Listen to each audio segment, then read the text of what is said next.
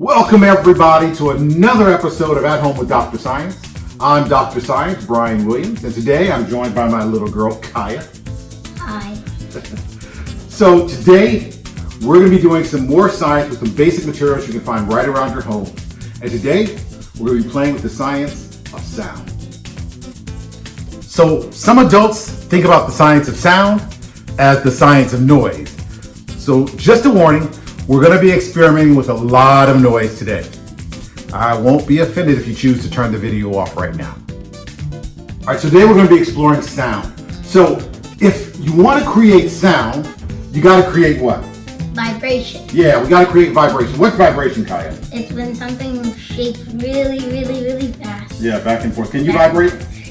Yeah, this is kind of what means to vibrate. Kind of shake back and forth. So anytime you want to create sound, you've got to create vibration. So today what we're going to be playing with is how to create vibration and how to create sound. So for today's activity, you're going to need some basic materials. You're going to need a plastic cup, a cup of water, some cotton twine, pair of scissors, and a nail or something else to punch a hole in your cup. So I've already punched a hole in all of our cups. You can see my hole right here. And so what we're going to do, the first thing we're going to do is we're going to take our cotton twine and we're going to take maybe about 2 feet of it, and we're going to cut about 2 feet of our cotton twine. Use our scissors to cut about 2 feet of our cotton twine. Doesn't need to be exact. And then what we're going to do is we're going to very carefully thread our cotton twine into the hole in the bottom of our cup. And so it's going to take a little finesse, but you're going to very carefully just push that thread, that piece of cotton twine, through the bottom of your cup, and then pull it out the other side.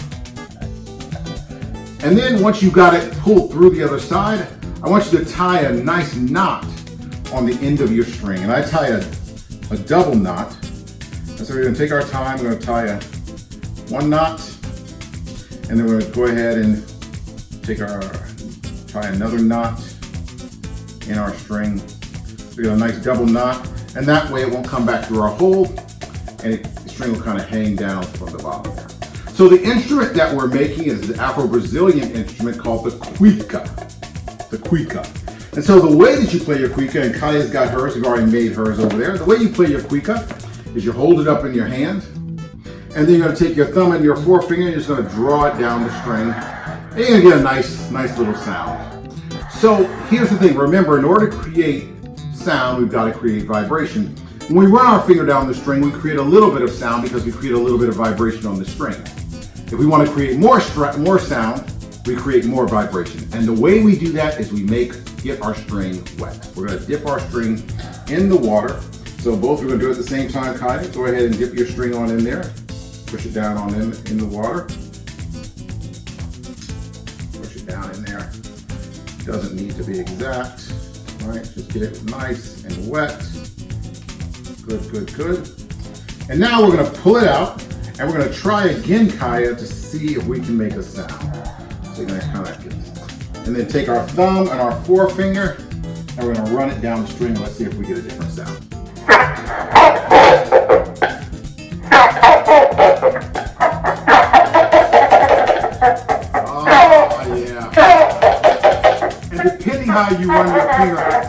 Depending how you run your finger down the string, you get a different sound. You can make it sound like a chicken, or maybe like a lion or a duck. These are great at about 2 o'clock in the morning when everybody's sleeping. Can you imagine? All night long, right? So here's the science behind this little instrument called the Cuica, is that when you run your finger down the string, the water on the string increases the friction between your thumb, your forefinger, and the string. And what your finger is actually doing is it's starting and stopping, starting and stopping, starting and stopping. And that pattern creates vibration on the string and creates a sound. This is the same way that we create sound on an instrument like the violin or the cello. It's called stick and slide, and it's what creates vibration and really nice sound. you go. A really basic little activity that you can do with your kids using some simple material to study the science of sound. All right? I'll see you next time. Until then, do some science.